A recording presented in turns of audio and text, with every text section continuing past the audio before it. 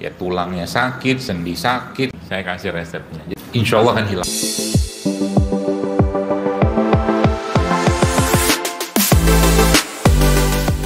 Jadi bagian yang paling menopang dari berat badan kita ini adalah tulang kita sebenarnya, kaki terutama.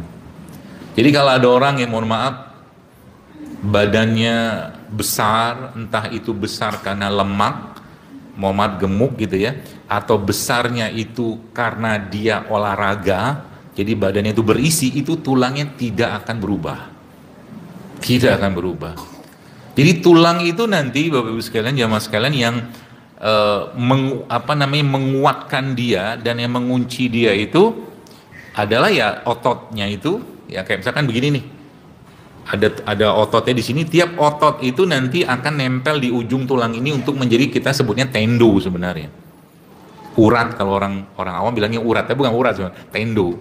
Saya pakai bahasa tendo aja. Jadi tendo itu kan ngumpul di ujung-ujung tulang itu, dibungkus lagi sama Allah dengan daging atau otot lagi. Untuk gerakin apa? Gerakin ini nanti itu di sini. Ini ada tendonya gitu loh. Geraklah dia. Yang merintah siapa? Ini. Gitu. Nah, maka cerita atau bab tentang tulang dan sendi ini tidak lepas, maka urusannya dengan apa? Dengan beban. Beban. Oke, bukan beban lemak, bukan, beban hidup. Banyak betul dipikirin sama dia, banyak betul ya, apa-apa dipikir, ini dipikir, semua dipikir. Akhirnya yang menderita siapa? Tulangnya. Ya, orang mengenalnya dengan rheumatoid arthritis lah, rematik lah, osteoporosis lah. Padahal itu sebenarnya yang terjadi apa? Beban hidup. Gitu. Saya ngomong gini ngasal-ngasal, enggak juga. Dari apa yang saya dapatkan dari pengalaman saya, belajar saya, emang ujung-ujungnya dia beban.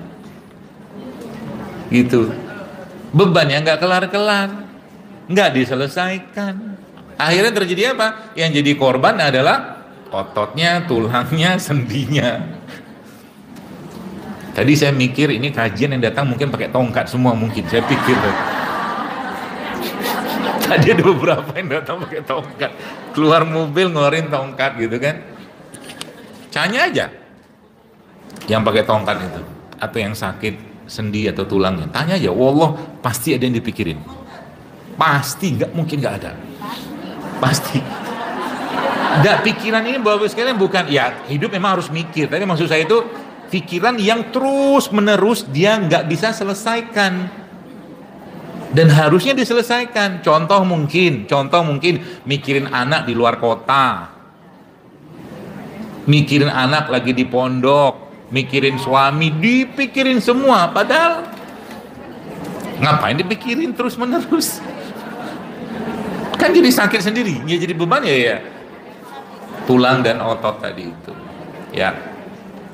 Ya makanya dalam hal ini ya, yang tadi saya sampaikan itu berarti apa yang harus pertama kali saya lakukan?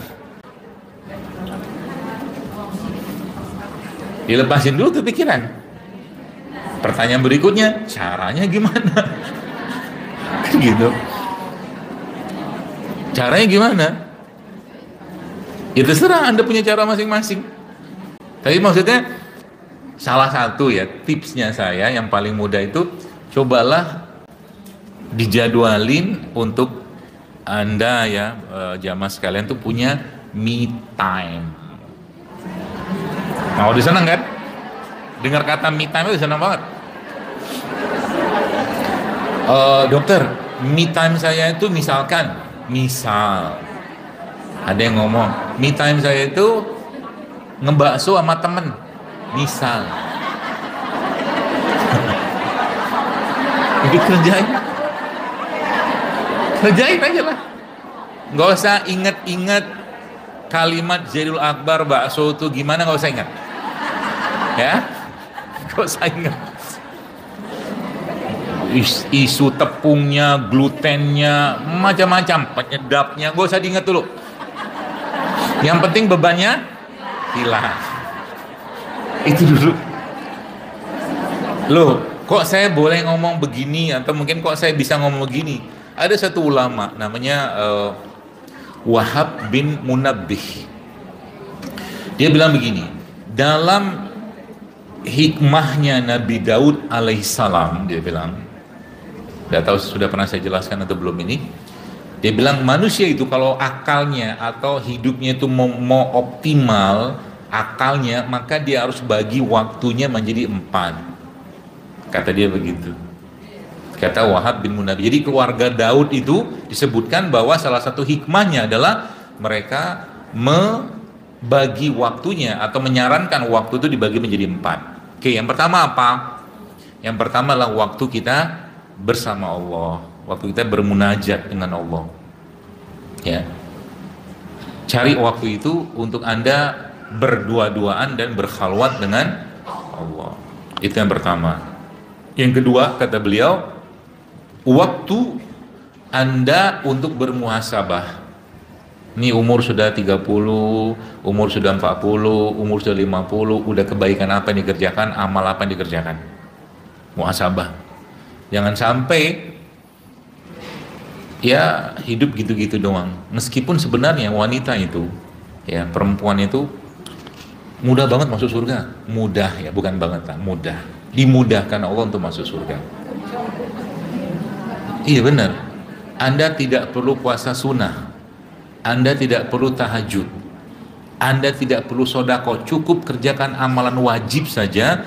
Urus suami, jaga kehormatannya, urus anak. Kata Nabi SAW apa? Dia bisa masuk dari 8 pintu surga itu dari manapun. Modal itu doang. Mudah kan? Mudah. Tapi iblis nggak mau. Nggak mana mau dia. Enak aja kata dia gitu kan. Ya gitu. Maka yang kedua tadi kan waktu kita bermuhasabah. Mikir gitu, nih umur sudah sekian, gimana sikapku dengan suami misalnya, sudah bagus belum adabnya misal gitu. Jadi bagaimana persiapan nanti di alam kubur untuk terima paket? Lo kok bisa? Kan kalau ada abang-abang paket gitu kan, itu tuh kata guru saya, kalau versi alam kuburnya begini. Jadi ketika Anda mengatakan Allahumma ighfir li abi wa ummi, Allahumma ighfir li abi wa ummi, atau mungkin bahasa kita Rabbi firli walidayya warhamhum kama rabbayani shaghira, itu ada malaikat ngasih tahu ini istighfar yang anakmu kirimkan untukmu, paket gitu loh bahasanya. Gitu ya. Lalu tiba-tiba malaikat ngabar lagi paket gitu kan. Ini sedekah anakmu atas namamu. Yang paling beruntung, yang paling banyak dapat paket. Paling beruntung. Apa dia? Karena amal jariah itu kan banyak. Salah satunya anak yang soleh. Setiap amalan anaknya, sholat anaknya, sedekah anaknya, semua kebaikan anaknya, doanya segala macam, orang tua yang paket. Pakai akhirnya setiap saat dia berlimpah paket. Makanya disiapin tuh di kuburnya ya, musab yang kita wakafkan, anak soleh itu salah satunya ya, sodako jariahnya kita, ilmu yang bermanfaat, sumur yang kita bangun, itu semua paket gitu loh. Semakin banyak semakin bagus ya, seperti itu persiapan. Jadi nanti di dalam kubur ngapain? Reuni lagi. Iya, reuni lagi. Kan ini kita mau lagi. Tuh, dokter kok bisa ngomong gitu? Saya ceritain kisahnya ya. Hari H-1 sebelum Utsman bin Affan radhiyallahu anhu itu dibunuh oleh Khawarij di waktu maghrib kurang lebih itu, malamnya kan Utsman bermimpi. Apa mimpinya? Utsman bertemu dengan Rasul. Ada Abu Bakar di situ, ada Umar di situ. Nabi bilang apa sama Utsman? Ya Utsman, besok engkau akan berbuka bersama kami. Jadi kehidupan di dalam kubur itu seperti apa? Ya, kayak kita ini juga lah, cuman gak ada jasad, itu aja. Tidak terbatas. Sehingga sekarang kita bersolawat kepada Nabi SAW, sepersekian detik langsung sampai ke beliau. Begitu, kehidupan ruh tuh kayak begitu. Di sana mereka ngapain? Saling berkunjung. Jadi aslinya kematian itu bukan sesuatu yang menakutkan. Karena toh kita akan bertemu dengan zat yang paling kita cintai. Ya, yaitu Allah. Apa indahnya hidup di dunia? Gak ada indah-indahnya. Wallah, gak ada indahnya. Gak ada indah-indahnya hidup di dunia. Wallah. Sampai Nabi bilang apa? Dibandingkan dengan bangkai anak kambing saja, ini gak ada apa-apa di dunia ini. Coba. Subhanallah ya. Makanya lagi-lagi ya kita lupa. Kadang-kadang kita lupa definisi kebahagiaan itu apa. Beda bahagia sama senang aja kita nggak tahu. Nggak tahu, belum tahu. Ya nggak usah saya kasih tahu lah nanti kapan-kapan. Apa beda bahagia sama senang? Ada orang nih beli mobil baru, rumah baru, anaknya wisuda, apalah segala macam. Itu bahagia apa senang? Senang apa bahagia? Oke. Sebulan mungkin yang wisuda itu 4 tahun, 5 tahun, 6 tahun kuliah wisuda tuh. Berapa hari senangnya? Hari berikutnya udah pusing dia, mau kerja di mana gitu. Oke, itu senang. Artinya senang itu biasanya dikaitkan dengan sesuatu yang hubungannya dengan materi, fisik, gitu-gitu aja. Tapi kalau bahagia gimana? Bahagia itu sejatinya kalau kita bicara bahagia, maka bahagia sejati adalah bahagia yang kita tautkan dia, kita kaitkan dia dengan semua yang hubungannya dengan syariat. Meskipun di situ ada kesusahan. Meskipun di situ ada kesusahan, kita tetap bahagia. Gak percaya? Yang sudah pernah pergi haji sabar. Haji sabar tahu? Haji yang ngantri 20 tahun, 30 tahun, itu haji sabar namanya. Haji bersabar. Udah gitu di sana maktabnya 2 kilo, nah gitu. Itu haji bersabar. Ngantri toilet segala itu haji sabar. Kalau haji satu lagi kan haji syukur namanya. Saya tanya, yang sudah pergi haji sabar, wallah saya tanya pengen lagi nggak? Lu padahal susah loh. Tapi pengen kan? Makanya bahagia itu tidak ada kaitan dengan kesusahan. Kalau hubungannya dengan syariat. Itu pesannya. Anda nyiapin kopi di rumah 50 tahun, 30 tahun, 20 tahun, gak ada satupun terima kasih dari suami, tapi Anda bahagia aja kerjakan. Kenapa? Anda kerjakan karena Allah. Mau dia terima kasih, mau dia ngumpat-ngumpat, mau apa, gak ada urusan. Terserah kaulah. Harus gitu. Itu bahagia. Makanya kalau dia dikaitkan dengan syariat, dengan Allah, maka dia akan sustain lama tuh bahagianya. Orang sudah pergi haji, coba aja disentil dikit. Lihat orang lagi di Arafah, lagi tawaf, berkobar lagi itu semangatnya. Meskipun saat itu bukan mudah dia pergi haji. Ngumpulin duitnya, maktabnya jauh, nah itu. Jadi beda antara senang sama bahagia. Gitu, ya. Nah, waktu yang kedua. Waktu yang ketiga adalah waktu kita kumpul-kumpul sama teman. Itu waktu kongko.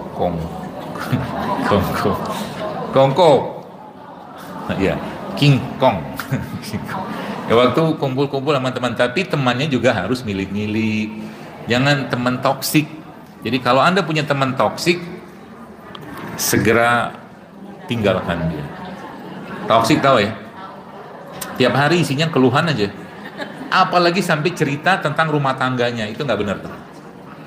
Urusan rumah tangga jangan pernah ceritakan kepada orang yang tidak paham agama. Karena solusinya dari orang-orang yang tidak paham agama ini cuma satu, cerai. Ya kan?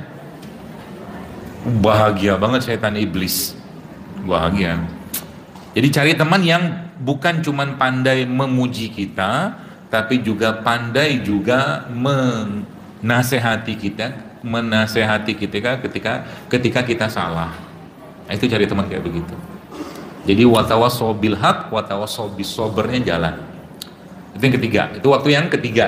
1, 2, 3. Nah, waktu yang keempat, Wahab bin Munabbih ini bilang apa?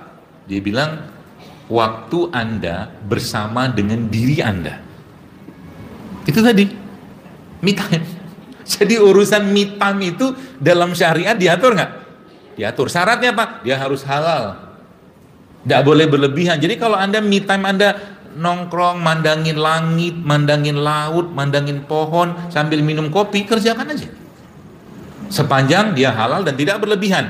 Menariknya apa? Kata Wahab bin Munabbih ya, di dalam kitab tersebut dia katakan bahwa waktu yang keempat ini akan membuat waktu pertama, waktu kedua, waktu ketiga itu optimal. Coba jangan sepelekan me time. Saya punya me time? Punya. Banyak me time saya punya banyak emergency exit untuk mengubah suasana hati saya. Kalau sudah lagi serandom-randomnya kalau ya kacau. Tapi balik dia cepet. Karena emang saya nggak mau lama-lama sedih, saya nggak mau lama-lama hati itu nggak nyaman, karena saya nggak mau. Urusan saya banyak, amanah saya banyak, tanggung jawab saya banyak begitu. Sehingga apa? Ya alhamdulillah naik gunung masih bisa. Sampai ke summit masih bisa bawa anak lagi, nggak gendong, dia jalan aja. Ya anak-anak gitu kalau apa dilatih kuat gitu ya, tulangnya, ototnya, prinsipnya gitu, suruh naik gunung. Anak saya yang kedua itu waktu saya ajak naik gunung apa itu kemarin, Gunung Lawu itu, tengah jalan dia berhenti, capek dia, mau nangis dia bilang kalau kamu mau nangis, nangis saja. Tak apa-apa. Yang jelas perjalanan kalau turun kita sudah setengah perjalanan nih. Kalau kamu turun masih setengah lagi, naik setengah lagi. Silahkan pilih, saya bilang. Jadi akhirnya sepanjang perjalanan naik itu saya di belakang beliau. Ayo semangat naik terus, bismillah yuk, Allahu Akbar terus. Akhirnya sampai juga ke summit, ke puncaknya Lawu itu. 3.400-an meter itu. Sampai di atas hilang semua capeknya. Nah gitu. Jadi dibuang tuh beban-bebannya gitu kan. Ya memang biasa kalau habis naik 3 hari tuh kemengnya minta ampun. Standar lah itu. Tidak apa-apa.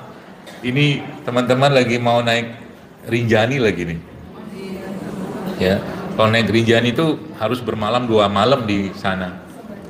Dan karena naik gunungnya bareng sama saya, akhirnya biasa orang naik gunung kan makanannya gitu-gitulah kan, mie instan segala macam, saya bawa sendiri, telur saya bawa, telur rebus, kan cukup tuh buat seharian. Saya masak berapa, hampir 15-20 butir telur rebus, kemudian saya bawa kentang yang sudah dikukus, di sana tinggal saya masukin bumbu, black pepper apa gitu, udah makanlah kita di atas, gitu daripada makan mie instan.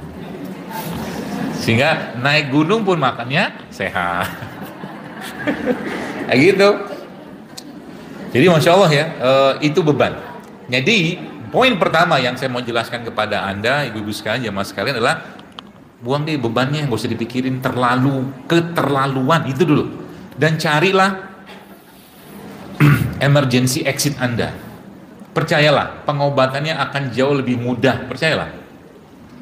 Kalau Anda yang biasanya, saya tuh senang banget kalau jalan-jalan di pantai, pergi jalan di pantai. Atau mungkin, ini kalau saya, kalau mau ikutin juga nggak apa-apa. Ngobrol sama pohon gitu. Kan mereka tuh makhluk hidup kan? Coba aja dikerjain. Ketawa sendiri. Nabi pernah ngomong nggak sama tumbuhan? Nah, Gunung Uhud aja diajak ngomong sama Nabi. Kan gitu kan? Kata Nabi apa? Tenanglah wahai Uhud, kata Nabi. Gunung diajak ngomong. Pohon kurma. Ada kan kisahnya kan? Nabi itu berapa lama pakai mimbar yang ada pelepah kurma di situ, dan Nabi pakai terus. Lalu ada sahabiah yang menggantikan itu dengan bikin mimbar buat Nabi. Yang terjadi apa? Itu pelepah atau pohon kurma itu nangis sejadi-jadinya. Gara-gara Nabi nggak pakai dia lagi. Subhanallah. Riwayatnya soalnya gitu. Sampai sahabat tuh dengar bunyi sesegukan, coba subhanallah. Nabi bilang apa? Itu pelepah atau pohon kurma yang menangis karena aku nggak pakai dia lagi. Coba. Sampai akhirnya Nabi nenangkan dia. Pohon itu ditenangkan oleh Nabi sallallahu alaihi wasallam. Makanya ngobrol sama pohon itu tak apa-apa. Toh dia makhluk hidup juga kan? Apa kabar on? Gitu kan? Panggilan sayangnya pohon on gitu kan? Atau oon, atau apa kabar popo gitu kan? Oh, ngebayangin aja dia ketawa sendiri kan? Kadang-kadang kalau saya pas lagi pagi-pagi habis sholat subuh jalan pagi gitu kan, saya sapa-sapa tuh daun-daun, apa kabar, sehat ya? Bye-bye ya. Tapi usahakan jangan ada Satpol PP. Khawatir nanti Anda diangkut. Sendiri aja. Me time. Apa-apalah. Kucing, coba lihat. Kucingnya sering ngomong kan? Apa paham? Paham dia. Ada beberapa yang paham. Pokoknya nanti jangan diambil ya ikan di meja itu. Ngangguk-ngangguk dia. Ada beberapa. Terus kalau yang ada beberapa video itu kan ada kucingnya lagi ngambil apa gitu sama dia, diilustrasikan ada boneka kucing digini-gini sama dia. Akhirnya kucingnya batal ngambil ikan. Gitu-gitulah. Ngapain susah-susah dipikir-pikir, nanti tulangnya beban, sendinya beban. Ngapain? Ya. Dan itu memang nggak mungkin bisa dilepaskan, nggak bisa. Karena kalau kata guru saya itu, ya orang-orang yang dengkulnya, kakinya itu sakitnya luar biasa dengan berbagai macam beban itu seperti ada gajah di sini, kata beliau. Caranya gimana? Gajah turunin gajahnya. Udah begini. Caranya gimana? Bisa sebenarnya, ya asal mau aja. Contoh, kepikiran anak di pondok, misal, nanti makannya gimana ya? Kan beban tuh. Nanti gitu.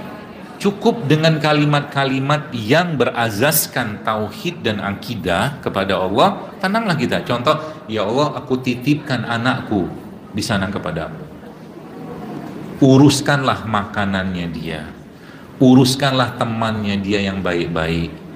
Uruskanlah semuanya, pakaian semua. Pasti Allah urus loh. Asal kita yakin aja.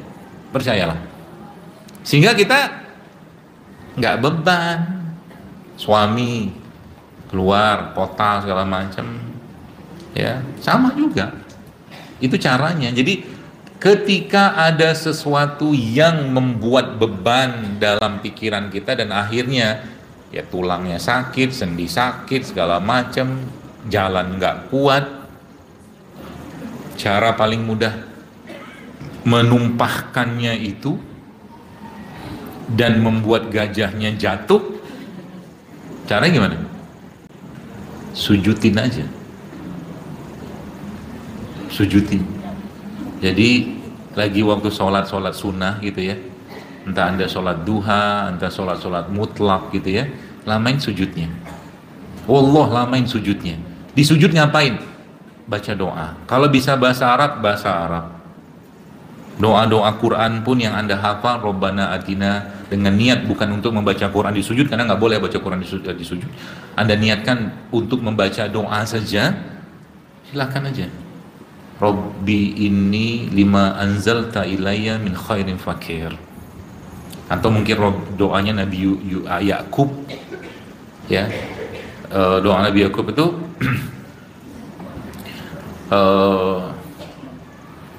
kepadamulah aku mengadukan kesusahan dan kesedihanku. Qala innama ashku bathi wa huzni ilallah. Lamain aja. Nggak hafal, nggak apa-apa, dalam hati aja. Lamain aja sujud. Jadi kalau misalkan anda sholat sunnah itu akan duha, ya sholat sunnah 2 rakaat itu sujudnya itu dilamain. Sujud kan ada 4 kali sujud kan? 1 rakaat 2 sujud, 1 rakaat 2 sujud. Nah di setiap sujud itu lamain sujudnya. Semua sujudnya lama, dan itulah waktu yang terbaik kita untuk menumpahkan beban kita kepada Allah. Gajahnya jatuh, gajahnya pergi, terisak-isaklah di situ, ngobrollah sama Allah di situ. Kalau bisa bahasa Arab, alhamdulillah. Kalau nggak bisa, dalam hati aja. Ya Allah, aku nggak ngomong saja, kau sudah tahu sebenarnya kan, aku ada masalah. Gitu. Caranya ngobrol sama Allah begitu. Ya, makanya para nabi itu kalau mereka ngobrol, nabi kita juga sama. Rasulullah SAW itu kalau ada masalah, apa yang beliau kerjakan? Beliau wudhu dan sholat. Jadi kalau Anda punya beban, pikiran, masalah yang seandainya itu mengganggu Anda sudah berlebihan, sujudin aja. Insya Allah akan hilang itu. Dan lama-lamalah dengan Allah dalam sujud itu, karena kata Nabi SAW, saat paling dekat Rob atau hamba itu dengan Robnya adalah saat sujud itu, ya. Nah, itu cara, ya. Jadi makanya tadi saya jelaskan, ya, syariat ini sebenarnya sudah mengatur segala macam itu dengan apa namanya, dengan sempurna pastinya, ya. Makanya kalau seandainya saja kita tahu, misalkan, mungkin Bapak Ibu sekalian, saya udah tahu, sudah pernah atau mungkin sudah pernah baca juga, bahwa cara paling terbaik untuk menarik dan meregangkan otot kita itu sholat loh. Menarik. Jadi sekarang itu, ya saran saya tiap hari, kalau Anda pengen tulang Anda sehat, sendi Anda sehat, mulai sekarang, mulai besok, mulai hari ini, stretching tiap hari. Stretching itu seperti apa? Ya lihat aja lagi. Macam-macam caranya. Mau yang di stretchingin apa dulu? Ya, tulang belakang bisa ditarik nggak? Bisa. Pakai gerakan-gerakan tertentu itu banyak sekarang. Anda tinggal lihat. Jantung kayak begini, paru kita ini paling suka begini dia. Ya, paling suka diginiin, dilebarin. Liver kita tuh paling suka diginiin. Stretchingin sampai kerasa pegel, agak sedikit nyeri. Itu cara untuk menguatkan otot. Ya, kita bicara fisiknya dulu. Atau mungkin gerakan-gerakan, nih saya ajarin.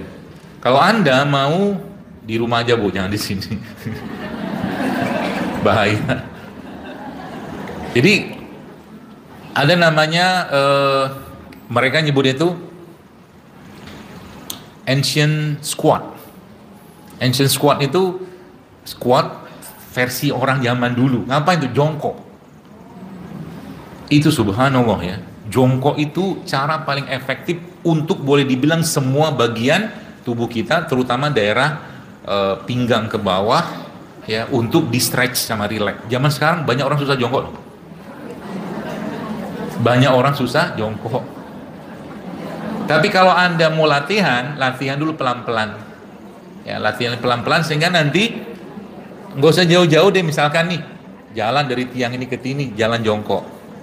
Kalau belum bisa, dari 3/4 dulu, posisi dari berdiri gitu kan, 3/4 begini, turun setengah, turun lagi sampai akhirnya jongkok beneran. Itu Pak Bu, subhanallah, akan membuat pinggang, ya, panggul, otot-otot di bagian bawah ini akan kokoh banget. Saya udah lama dapat pelajaran itu sebenarnya dari seorang ya teman saya, dia seorang coach, personal trainer gitu. Dia bilang, coba dok dirutinin jongkoknya tiap hari, jalan jongkok. Kalau belum bisa jalan, jongkok aja dulu. Itu sebabnya sebenarnya salah satu kaidah atau cara paling mudah untuk menguras isi pencernaan kita itu lebih baik kalau Anda bisa, maaf, BAB-nya jongkok, itu lebih baik daripada BAB-nya duduk. Kalau duduk, ya, supaya ada tekanan, kan dia butuh tekanan di sini tuh. Maka nanti coba kalau di rumah kloset duduk, ya, beli itu ada satu dudukan kaki.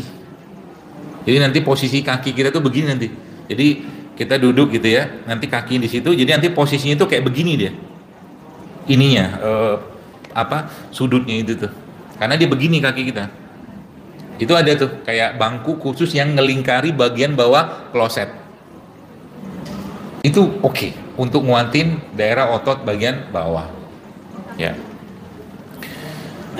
Kemudian apalagi yang kita bisa lakukan Bapak sekalian untuk menguatkan sendi-sendi sama tulang kita ini? Berjemur.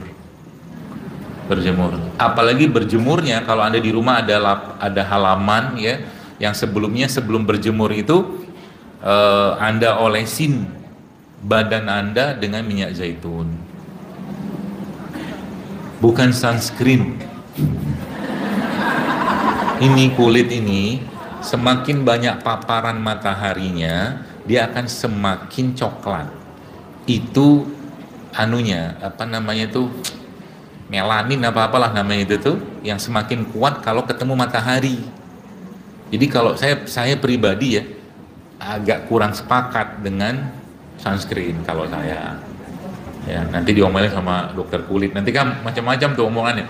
Kan bolong matahari segala macam. Saya kadang-kadang mikirnya kalau begitu ya paling banyak kena kanker kulit ya petani. Kadang-kadang di sawah nyanggul nggak pakai baju, tapi nggak kena kanker tuh mereka. Biasa aja. Ya, coba lagi dilihat tuh isinya apa, sunscreen kayak begitu. Daripada Anda pakai begitu, mendingan Anda pakai yang alami. Anda olesin VCO, Anda olesin minyak zaitun. Habis itu matahari masuk, manasin itu masuk dia ke kulit, jadi kulitnya jadi kencang karena vitamin E-nya, antioksidannya itu jauh lebih bagus, dan nguatin tulang juga karena minyak zaitun itu salah satu minyak yang sangat powerful, sangat baik dalam menguatkan tulang. Gitu. Minum minyak zaitunnya, tapi bukan minyak zaitun yang dipakai buat urut. Minyak zaitun beneran. Ya, yang namanya extra virgin olive oil. Ya. Rasanya kayak apa? Pedes sini. Nah, itu Nabi SAW paling suka melumuri badan beliau dengan minyak zaitun. Nanti kalau pagi-pagi masih ada waktu, misalkan matahari masih ada tuh, lumuri aja. Atau sore juga nggak apa-apa. Ya 15 menit, 20 menit sambil berjemur ya. Kalau tempat-tempat yang ada mau lepas jilbab dengan kondisi aurat terjaga di rumah, lebih bagus. Ya rambutnya dikasih zaitun, semua gini dibasahin. Iya, Nabi ngerjain itu soalnya. Ya, zaitun itu salah satu minyak yang paling bagus untuk rambut karena dia melembabkan kan. Jadi kalau orang pakai sabun kemudian kering, atau pelembabnya minyak zaitun. Ya itu. Jadi tadi sholat ya, benerin sholatnya, kemudian ada matahari ya. Dan sebenarnya ada banyak bahan-bahan yang Allah ciptakan itu yang pada akhirnya itu menguatkan menguatkan otot dan tulang kita. Apa saja ya? Paling mudah ya. Saya akan sebutkan beberapa di sini. Jadi ada satu bahan dalam tulang kita itu ya, namanya tuh glisin ya. Nah, glisin ini Bapak-Ibu sekalian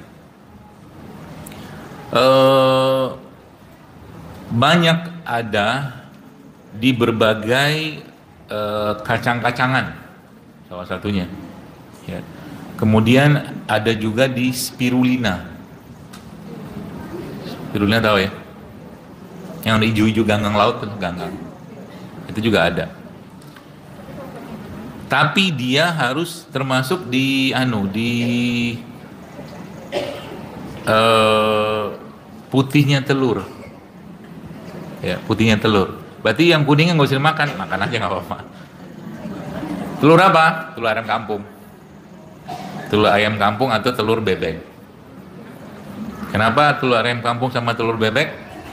Karena itu si kampung dan si bebek ini dia hanya bertelur kalau dibuahin saja. Saya belum ketemu peternakan ayam kampung, peternakan telur ayam kampung, saya belum pernah ketemu. Tidak bisa juga dibuat sama dia.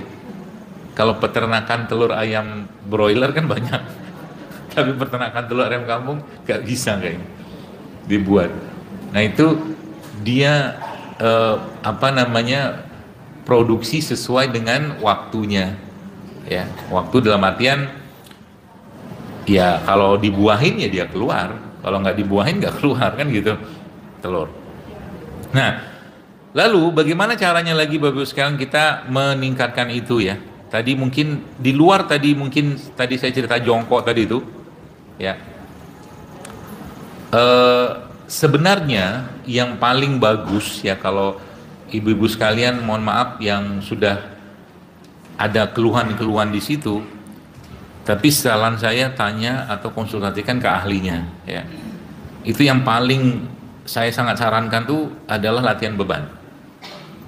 Latihan beban. Jadi misal tangannya sudah mulai, karena usia 40 tahun, jadi usia 40 tahun ke atas itu sudah mulai terjadi namanya sarkopenia, penyusutan otot. Nah, penyusutan otot ini mengecil ototnya itu bisa dicegah dengan cara dia latihan beban. Jadi Anda bayangkan, mohon maaf gitu ya, badannya gede ya, numpuk semua lemak di bokong atau di perut gitu ya. Kaki dan tulangnya tetap, tulang kakinya tetap, otot tulang kakinya juga tetap. Bebannya luar biasa itu.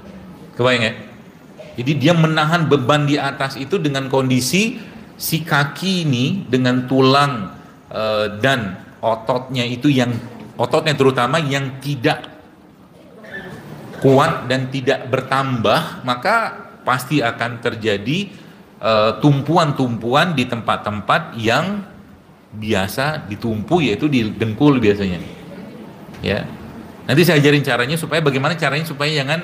Kemarin saya ketemu dengan ada ya saudara lah ya, dia umur mungkin sekitar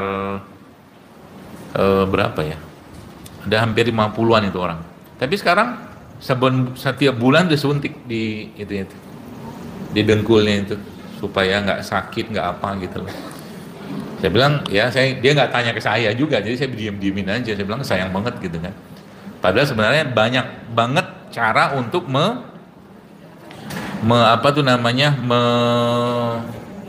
mencegah itu, atau membuat, kalau orang bilang kan pelumas sendi kan, pelumas sendinya itu berkurang. Biasanya kalau udah parah banget apa yang terjadi? Operasi. Dan kalau sudah operasi, ya semua yang sudah sintetik itu tidak mungkin sama kayak asli lah. Makanya jaga baik-baik dengkul ini. Pesan saya ya, ibu-ibu sekalian, apalagi yang sudah mulai masuk ke masa menopause, Anda itu kuat. Nah, maksudnya gini, wanita itu kuat karena jantungnya kuat, ototnya kuat, tulangnya kuat gara-gara estrogen. Estrogen itu apa? Hormon wanita. Seiring dengan umur, si wanita ini hormonnya akan berkurang. Oke. Apalagi makanan yang dikonsumsi, misal nih makanan yang sangat tinggi gula.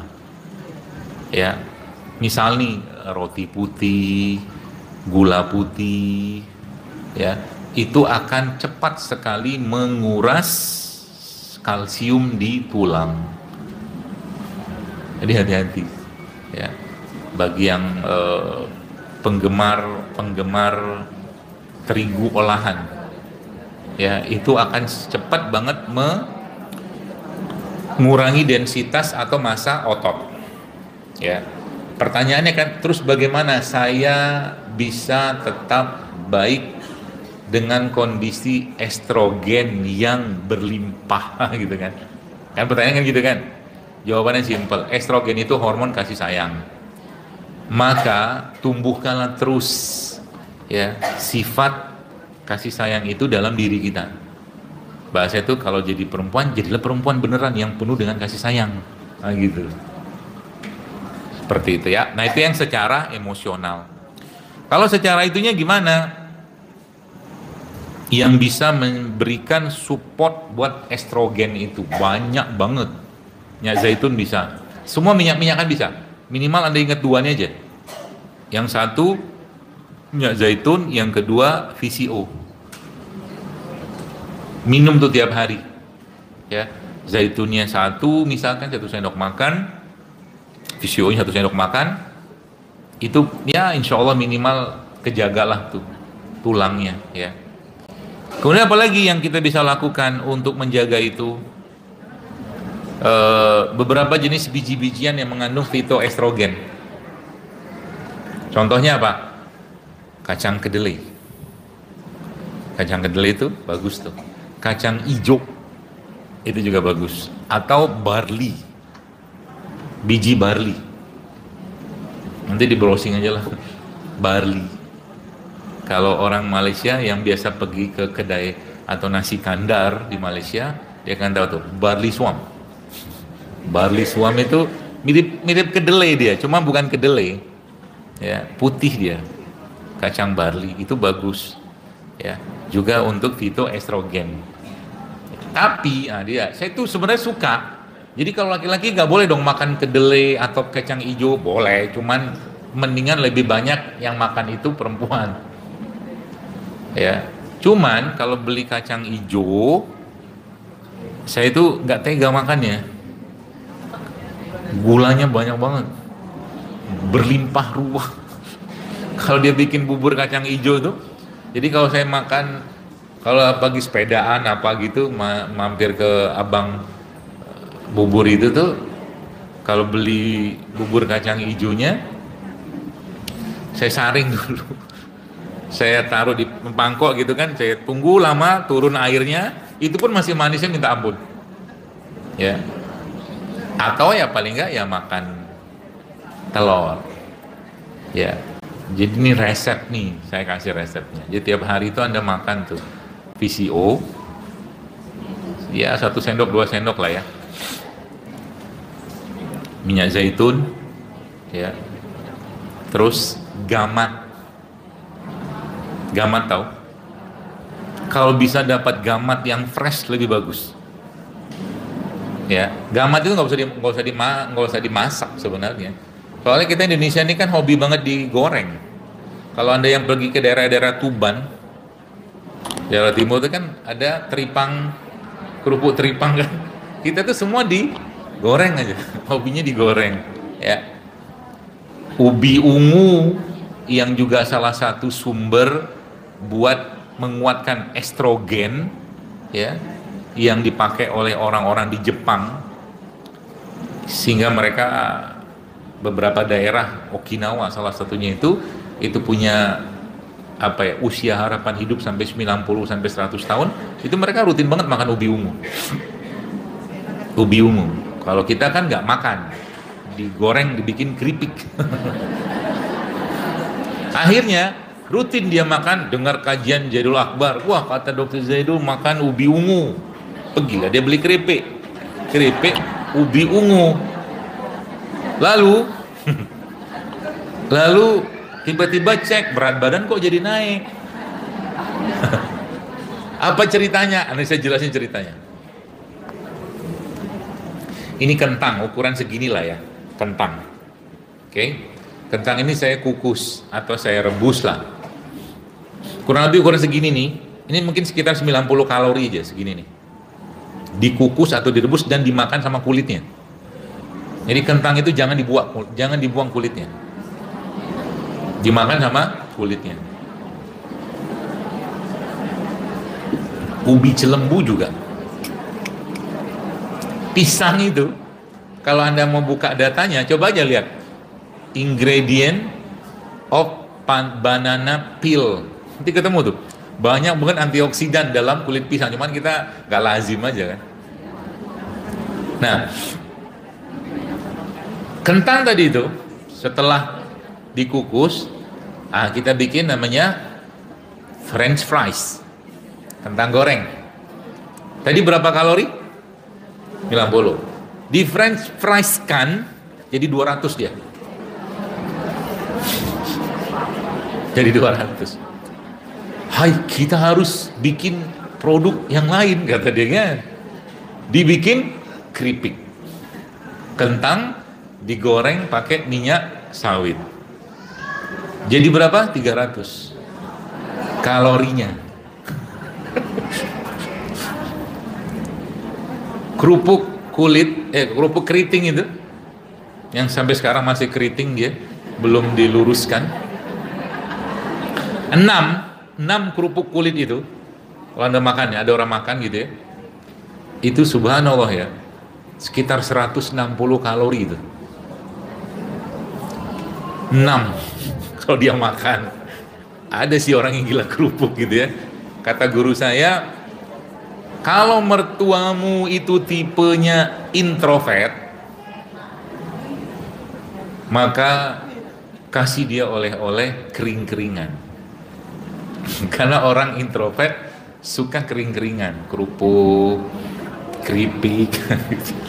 Kalau kata beliau, kalau orang ekstrovert sukanya basah-basahan atau bolu-boluan. Kata beliau gitu, saya percaya saja. Jadi makanya emang ada orang yang nggak suka kerupuk, sukanya bolu. Ada orang sukanya bolu nggak suka kerupuk. Semua itu juga tidak lepas dari kepribadiannya dia, kata beliau. Baik, tadi teripang tadi itu ya, gamat. Jadi gamat itu sebenarnya kalau ketemu nanti yang fresh, itu Anda kupas saja kulitnya, Anda potong-potong dadu, kasih garam, jeruk nipis, kasih cabai dikit, kasih bumbu, udah bisa dimakan tuh. Itu sumber kolagen yang sangat tinggi.